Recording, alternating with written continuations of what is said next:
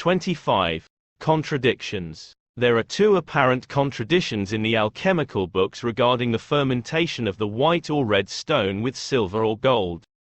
The first contradiction is whether the white stone must be fermented with silver before it is raised to the power of the red stone, or whether it should not be fermented with silver but matured directly to the red stone. Writings in favor of the fermentation of the white stone with silver first are as follows. Without a proper ferment the moon cannot become the sun, but the substance, having nothing to prevent it from doing so, will again revert to water. The Epistle of Bonus of Ferrara, by Peter Bonus, 14th century. You should also bear in mind that the silver should be applied to our quicksilver before the gold, because the quicksilver is volatile, and cannot with safety be subjected all at once to great heat. Silver has the power of stirring up the inherent sulfur of the quicksilver, whereby it is coagulated into the form of the remedy for transmuting metals into silver, and this coagulation is brought about by the gentle heat of the silver. Gold requires a much higher degree of heat, and if gold were added to the quicksilver before the silver, the greater degree of heat would at once change the quicksilver into a red sulfur, which, however, would be of no use for the purpose of making gold, because it would have lost its essential moisture. And our art requires that the quicksilver should be first coagulated by means of silver into white sulfur, before the greater degree of heat is applied which, through gold, changes it into red sulfur. There must be whiteness before there is redness. Redness before whiteness spoils our whole substance. A tract of great price concerning the philosophical stone, by a German sage, 1423 AD. No gold is generated, except it have first been silver. A red tincture is elicited by the ferment of gold alone. Mercury can be animated only by the white ferment of silver. A Golden and Blessed Casket of Nature's Marvels, by Benedictus Figulus, 1607 AD. Whereas writings in favor of continuing the development of the white stone into the red stone without fermenting with silver are as follows. The white elixir being brought to its degree of maturity, desiring to go on to its highest degree of perfection, instead of fermenting it with silver, it must be cibated with its own flesh and blood, which is the double mercury, by which it being nourished, multiplied in quality and quantity, and digested, the whole work is accomplished. Aphorisms of Urbigerus, by Baro Urbigerus, 1690 AD. As it ripens assumes a perfect whiteness, which is the white tincture, transmuting the inferior metals into silver, and very powerful as a medicine. But as the artist well knows it is capable of a higher concoction, he goes on increasing his fire. On the Philosopher's Stone, by Anonymous, 12th-17th Ken. And when you see the true whiteness appear, which shineth like a bright sword, or polished silver, know that in that whiteness there is redness hidden. But then beware that you take not that whiteness out of the vessel, but only digest it to the end, that with heat and dryness, it may assume a citron color, and a most beautiful redness. The Secret Book of Artephius, by Artephius, 12th Ken. Take the white stone and divide it into two parts. You will raise one part to the state of the white elixir, as has been said much earlier, of the kind of which you will have an indefinite amount. Put the other part in a new bed of the philosophers, clean, tidy, transparent, spherical, and place it in the furnace for digestion. Increase the fire until by its force and strength the matter is changed to a very red stone. Compound of Compounds, by Albertus Magnus, 13th Ken. So you see that different alchemists made statements which clearly contradict each other concerning the fermentation. Some claim you must ferment the white stone with silver before it can stand high heat necessary to mature it into the red stone, while others claim you must not ferment the white stone, just continue increasing the heat to obtain the red stone. Since both of these methods have support from a number of alchemists, it would make the most sense that both methods are correct. It would seem that you must be very careful with the heat when attempting to mature the unfermented white stone, whereas perhaps the fermented white stone can be matured with a higher and less careful heat.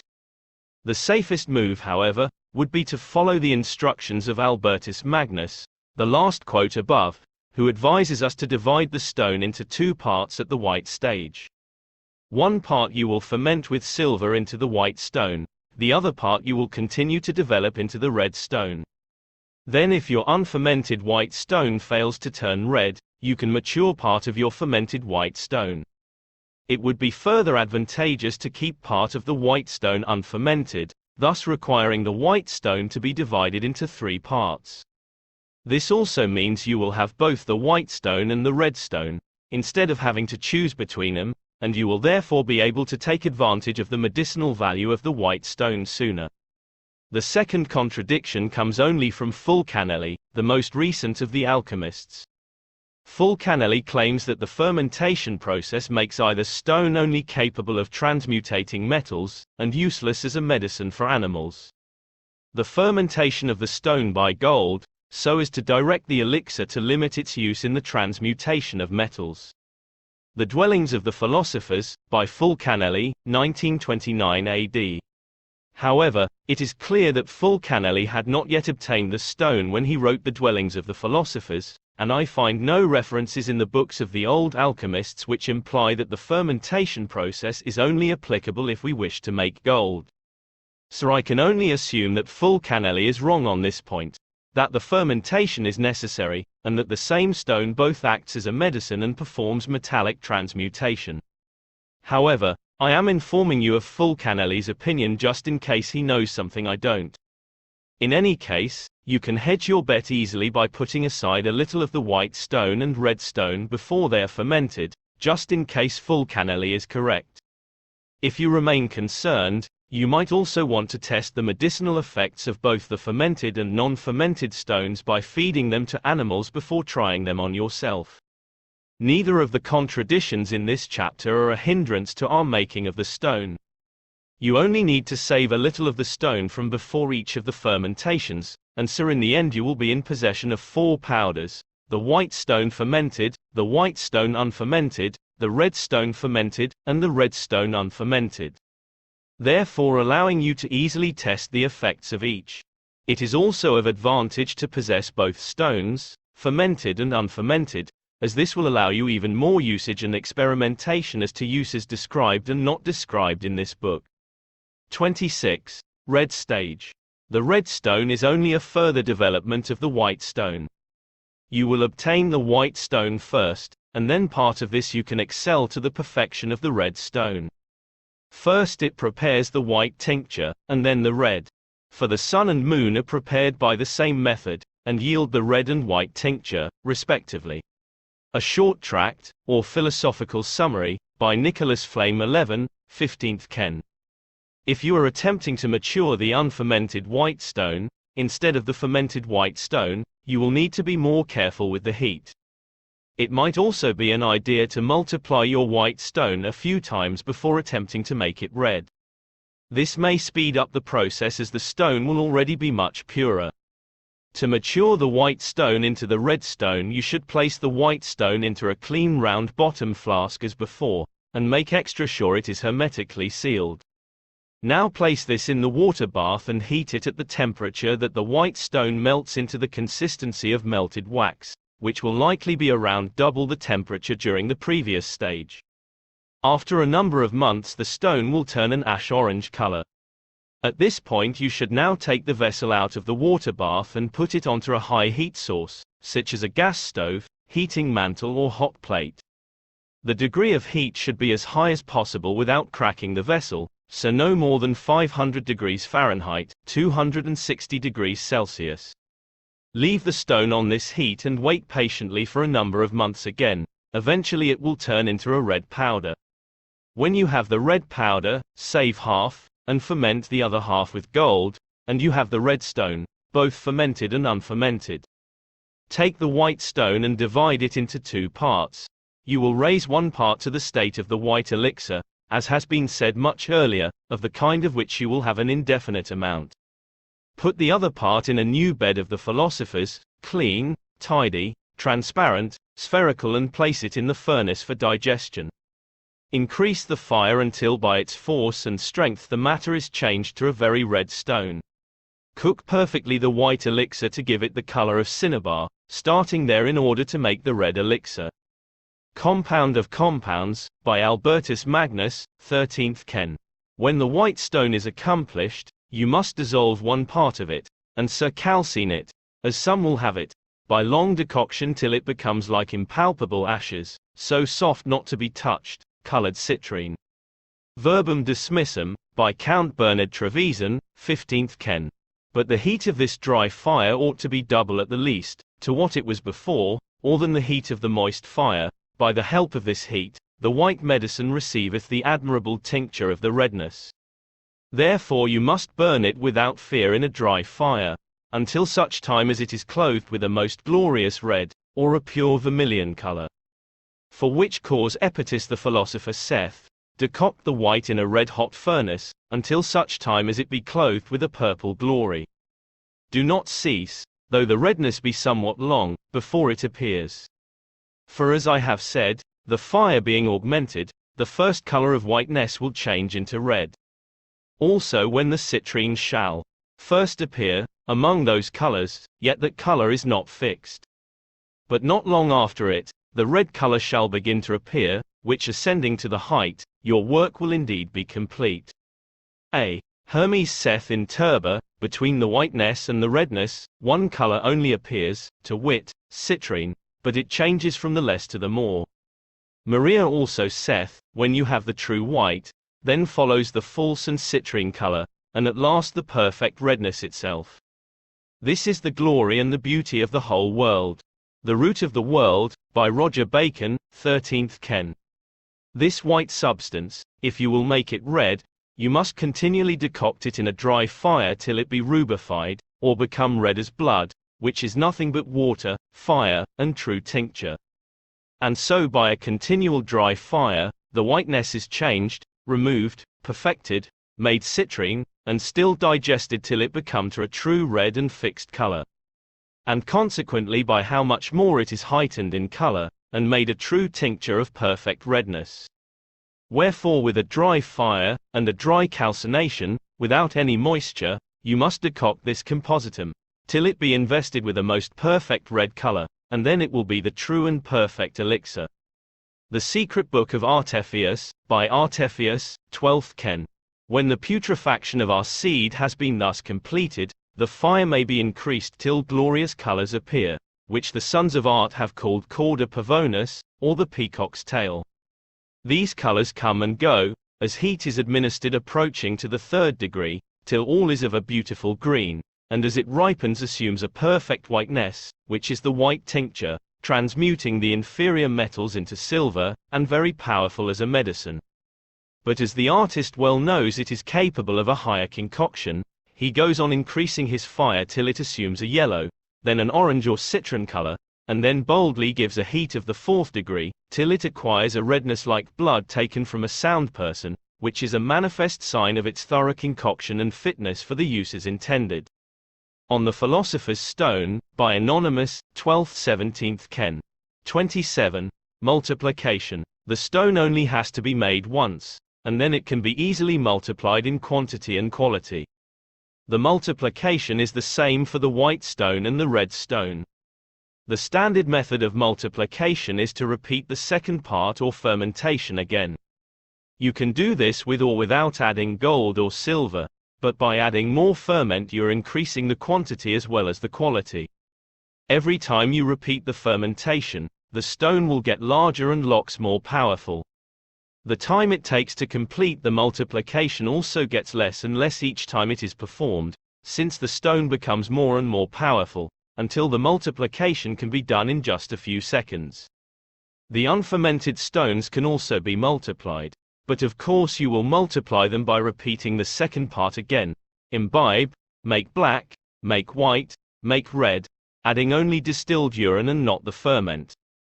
The multiplication of the stone. Take the perfect stone. Add 1 part of it to 3 or 4 parts of purified mercury of our first work, subject it to gentle coction for 7 days, the vessel being carefully sealed up, and let it pass through all the rains, which it will do very quickly and smoothly. The tinging power of the substance will thus be exalted 1,000-fold, and if you go through the whole process a second time, which you can do with ease in 3 days, the medicine will be much more precious still. This you may repeat as often as you like. the third time the substance will run through all the rains in a day, the fourth time in a single hour, and so on, and the improvement in its quality will be most marvelous. Then kneel down and render thanks to God for this precious treasure. An open entrance to the closed palace of the king, by an anonymous sage and lover of truth, 1645 AD. Now if afterwards you would multiply your tincture, you must again resolve that red, in new and fresh dissolving water, and then by decoctions first whiten, and then rubify it again, by the degrees of fire, reiterating the first method of operating in this work. Dissolve, coagulate, and reiterate the closing up, the opening and multiplying in quantity and quality at your own pleasure. For by a new corruption and generation, there is introduced a new motion. Thus we can never find an end if we do always work by reiterating the same thing over and over again, viz.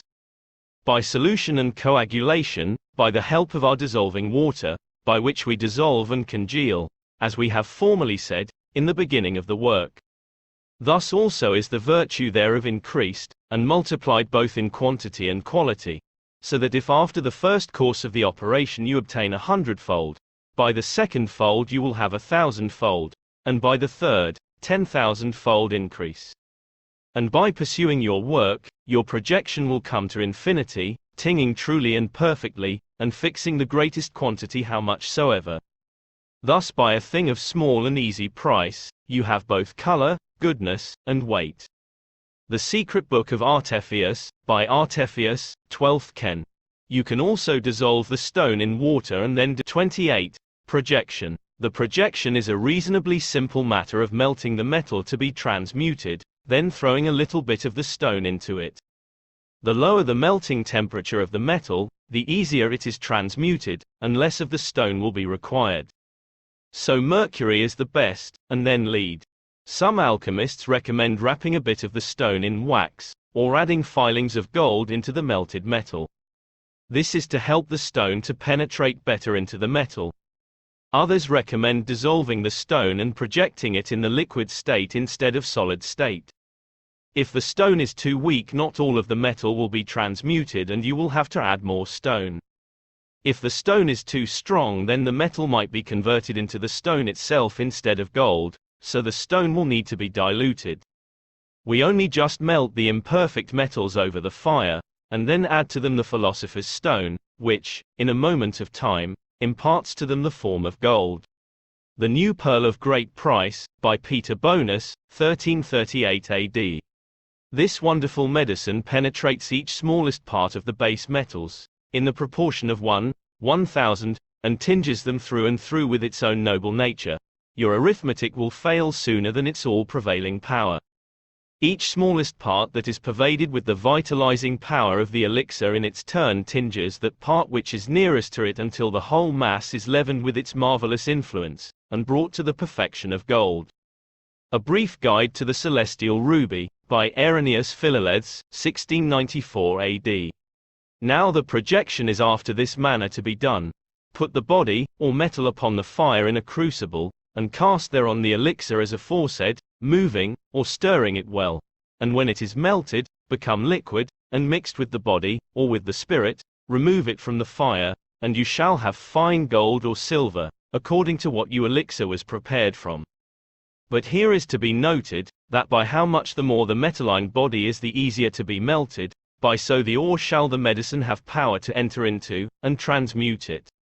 Therefore by so much as mercury is more liquid than any other body, by so much the more, the medicine has power in being cast upon it, to wit, mercury, to transmute it into fine sol or lunar.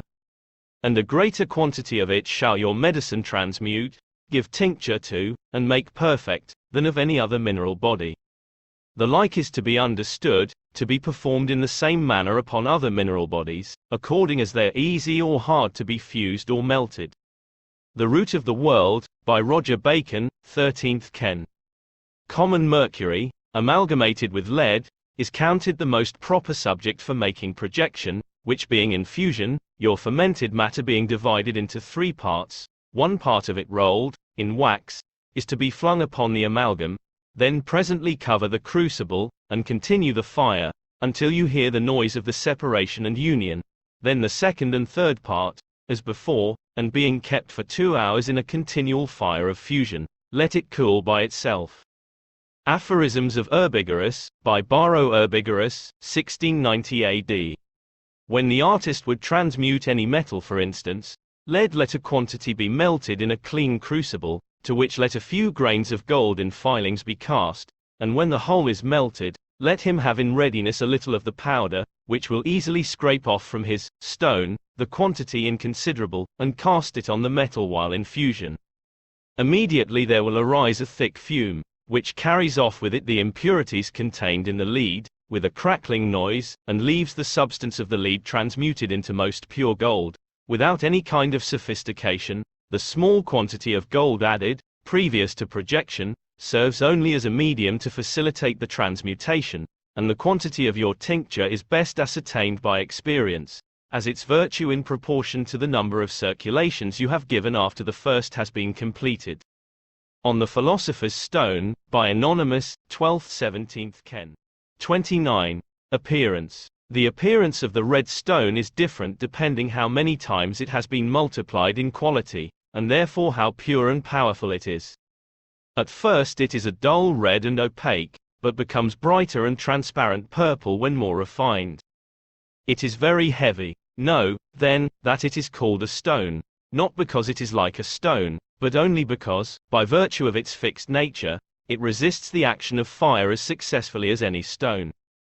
In species it is gold, more pure than the purest. It is fixed and incombustible like a stone, but its appearance is that of very fine powder, impalpable to the touch, sweet to the taste, fragrant to the smell, in potency a most penetrative spirit, apparently dry and yet unctuous, and easily capable of tinging a plate of metal. A Brief Guide to the Celestial Ruby, by Irenaeus Philalethes, 1694 AD. This tincture is of a color intermediate between red and purple, with something of a granite hue, and its specific weight is very considerable. The 12 Keys, by Basilius Valentinus, 15th Ken. Our tincture of gold contains stars, is a substance of the greatest fixity, is unchangeable in multiplication, is a red powder, with almost a saffron tinge, liquid like resin, transparent like crystal, fragile like glass, is of a rubinate color, and of great specific gravity. It is soluble in any liquid, melting and commingling with the same, fragile as glass, in a powder saffron colored, but in a solid mass, red like the ruby. Its purple color is the mark of perfect fixation and fixed perfection, for it remains fixed and incombustible, even when exposed to fire, corrosive waters, or burning sulfur, since it is, like the salamander, incapable of being consumed by fire. Golden Calf, by John Frederick Helvetius, 17th Ken. Having thus completed the operation, let the vessel cool, and on opening it you will perceive your matter to be fixed into a ponderous mass, thoroughly of a scarlet color, which is easily reducible to powder by scraping, or otherwise, and in being heated in the fire flows like wax, without smoking, flaming, or loss of substance, returning when cold to its former fixity, heavier than gold, bulk for bulk, yet easy to be dissolved in any liquid, in which a few grains being taken its operation most wonderfully pervades the human body. To the extirpation of all disorders, prolonging life by its use to its utmost period, and hence it has obtained the appellation of panacea, or a universal remedy. On the Philosopher's Stone, by Anonymous, 12th–17th Ken. 30. Ever-burning lamps. Lamps have been found all over the world which have been burning for hundreds of years with no apparent power source. The scientific opinion is that there must have been a secret oil well full of oil for the lamp, even though they never found one. But no surprise. It's alchemy again. I'm not entirely sure how to make an ever-burning lamp. From my understanding it needs to be in a hermetically sealed container, the wick needs to be made of a material which will not burn, perhaps made by alchemy also, and then you just put some of the stone into the oil, or maybe no oil and just the stone dissolved in water. I found a nice article on the internet with some good research and history on ever-burning lamps. I'm going to quote this instead of writing about the lamps myself. The author of this article is an alternative history researcher called Ellen Lloyd. Ellen thought that the lamps were made with an alien technology, which is not that far from the truth, and may be more believable than the truth. But there were no aliens, just humans with the philosopher's stone. Now the house of Solomon the king was illuminated as by day, for in his wisdom he had made shining pearls which were like unto the sun, the moon and the stars in the roof of his house. From the Queen of Sheba and her only son Menelik. Imagine that you find a small burning lamp hidden deep in an ancient vault. This mysterious lamp, which is in perfect preservation, has burned continuously without fuel for the last 2,000 years. What would you think of your remarkable discovery? Most likely you would wonder whether the precious lamp that you are holding in your hands is a magical object, a work of God, or perhaps some evil powers. Could this ancient treasure be a proof of highly advanced technology? Did our ancestors discover the secret of eternal light? Although it might sound amazing, and for some even impossible, certain extraordinary findings clearly show that perpetual light was rather common in prehistory. I deal with advanced ancient technology and voices from legendary times, to a large extent. In my book I uncover a number of strange enigmas from all over the world. Perpetual light is an ancient technology that to this day remains a mystery. During the Middle Ages a number of ever-burning lamps were discovered in ancient tombs and temples. Based on ancient records we learn that these mysterious objects were found all over the world, in India, China, South America, North America, Egypt, Greece, Italy, United Kingdom, Ireland, France and many other countries. Unfortunately, looters, vandals, and superstitious diggers who feared that these objects possessed supernatural powers destroyed many of the lamps. We all know, the Middle Ages cannot be characterized as a particularly scientific period. It was a dark time for those who persuaded knowledge. Still, curiosity is a part of human nature and questions were asked. How were the ancients able to produce lamps, which could burn without fuel for hundreds, and in some cases thousands of years? From whom did our ancestors gain their secret knowledge? Naturally, the subject of perpetual light became quickly a controversy and the opinions among the authorities were divided. Some authors rejected the idea of a never-ending flame, despite the evidence they were confronted with. A small group of more open-minded and enlightened persons confirmed the existence of, if not eternal then at least very long-lasting light. Many on the other hand accused the pagan priests of performing clever tricks. However, a majority of the learned men acknowledged the unusual findings and declared the perpetual lamps to be a work of the devil. This was a common explanation in the Dark Ages. Soon as something was unknown, of pagan origin or not in accordance with the rules set by the early Roman Church, it was labeled as an invention of the dark forces, the devil and his demons. Some speculated that secret Hebrew societies had preserved what in modern days is known as electricity. For example, the occult writer Eliphas Levi, don't believe this guy, he's so theatrical, relates a curious story in his book, Histoire de la Magie. He tells of a certain mysterious French rabbi named Jetchiele who was an advisor in the 13th century court of Louis IX. Apparently, Jetchiele owned a lamp that he used to place in front of his house for everyone to see. The dazzling lamp that lightened itself possessed no oil or wick. When the rabbi was asked about the energy source, he always replied it was a secret. Jetchiele obviously experimented quite a lot with electricity. To protect himself from enemies, he invented a discharge button that sent out an electric current into the iron knocker on his door. It is written that when Jetchiele touched a nail driven into the wall of his study, a crackling bluish spark immediately leapt forth. Woe to anyone who touched the iron knocker at that moment. He would bend double, scream as if he had been burned, then he would run away as fast as his legs could carry him. There were numerous speculations regarding the perpetual lamp's secret energy source. During the Middle Ages and later, many great thinkers tried to solve the problem how to prepare fuel that renewed itself as quickly as it was consumed. However, none of the conducted experiments was truly successful. It turned out impossible to produce a copy of an ever-burning lamp. The ancients' technology remained unknown. The earliest accounts of a divine flame, an eternal light source, can be found in various mythological texts. The descriptions of the eternal flame, which was considered a part of the divine fire, are closely connected with the gods. The Greek god Prometheus was punished for giving fire to mankind. The secret of the eternal flame was regarded as God's sole property. The knowledge of the eternal light should not be passed over to the humans. Nevertheless, it seems as if some of the alien gods disobeyed and revealed their divine secret to humanity. When humans learned how to produce perpetual light, temples worldwide were equipped with eternal altar flames.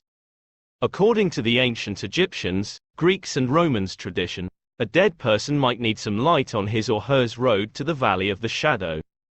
Therefore, before the tomb was sealed, it was a custom to place an ever-burning lamp inside. The lamp served as an offering to the god of the dead, and it kept evil spirits away. Its light also offered the deceased the required guidance on the journey to the underworld. Hundreds of years later, when vaults were opened, excavators found the lamps in perfect condition and still burning. So far, we have only spoken in general terms about the existence of perpetual light in antiquity.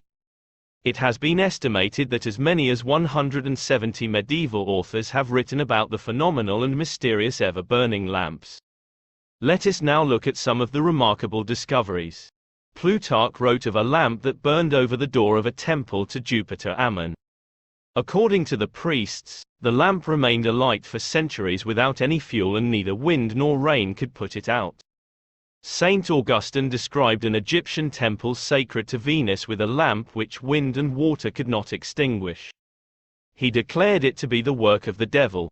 In 527 AD, at Edessa, Syria, during the reign of Emperor Justinian, soldiers discovered an ever-burning lamp in a niche over a gateway, elaborately enclosed to protect it from the air. According to the inscription, it was lit in 27 AD. The lamp had burned for 500 years before the soldiers who found it destroyed it. In 140, near Rome, a lamp was found burning in the tomb of Pallas, son of King Evander. The lamp, which had been alight for over 2,000 years, could not be extinguished by ordinary methods. It turned out that neither water nor blowing on the flame stopped it from burning. The only way to extinguish the remarkable flame was to drain off the strange liquid contained in the lamp bowl. In about 1540, during the papacy of Paul III, a burning lamp was found in a tomb on the Appian Way at Rome. The tomb was believed to belong to Tulliola, the daughter of Cicero. She died in 44 BC. The lamp that had burned in the sealed vault for 1,550 years was extinguished when exposed to the air. Interesting about this particular discovery is also the unknown transparent liquid in which the deceased was floating. By putting the body in this liquid, the ancients managed to preserve the corpse in such a good condition that it appeared as if death had occurred only a few days ago. When King Henry VIII broke away from the Catholic Church in 1534, he ordered dissolution of monasteries in Britain, and many tombs were plundered. In Yorkshire, a burning lamp was discovered in a tomb of Constantius Chlorus, father of the great Constantine. He died in 300 AD, which means that the lamp had been burning for more than 1,200 years. In France, near Grenoble, in the mid-17th century, a young Swiss soldier accidentally stumbled upon the entrance of an ancient tomb. Unfortunately, for the young man, he did not discover the golden treasures that he thought might be hidden inside. Still, his surprise must have been just as big when he was confronted with a burning glass lamp. Dupraz, that was the soldier's name, removed the mysterious lamp from the sealed grave and carried it to a monastery. He showed his remarkable discovery to the astonished monks, and the lamp remained at the monastery. It burned for several months until an elderly monk dropped it and it was destroyed. Certain discoveries indicate that the ancients wanted to preserve their knowledge secret. In his notes to Saint Augustine, 1610, Ludovicus Vives writes about a lamp that was found in his father's time. In 1580 AD, according to the inscription, the lamp was burning for 1,500 years, however when it was touched it fell into pieces. Obviously, Ludovicus Vives did not share some of Saint Augustine's views. He considered perpetual lamps to be an invention of very wise and skilled men and not the devil. Were the Rosicrucians familiar with the secrets of eternal light?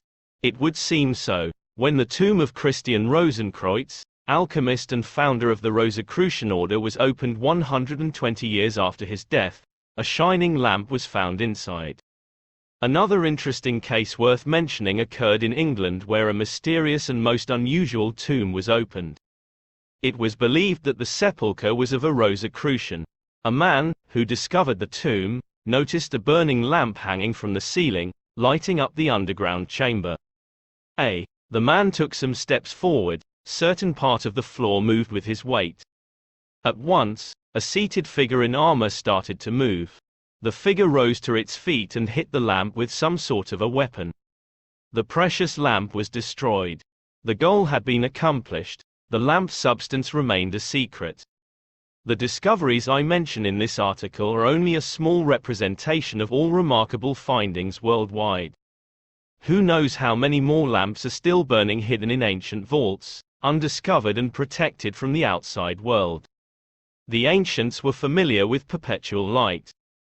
Eliphas Levi points out, it is certain that the Zoroastrian Magi had means of producing and directing electric power unknown to us.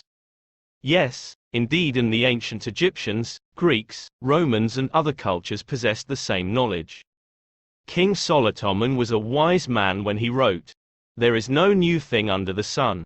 Is there anything whereof it may be said, See, this is new? It hath been already of old time which was before us." The Mystery of Ever-Burning Lamps, by Ellen Lloyd, August 23, 2006.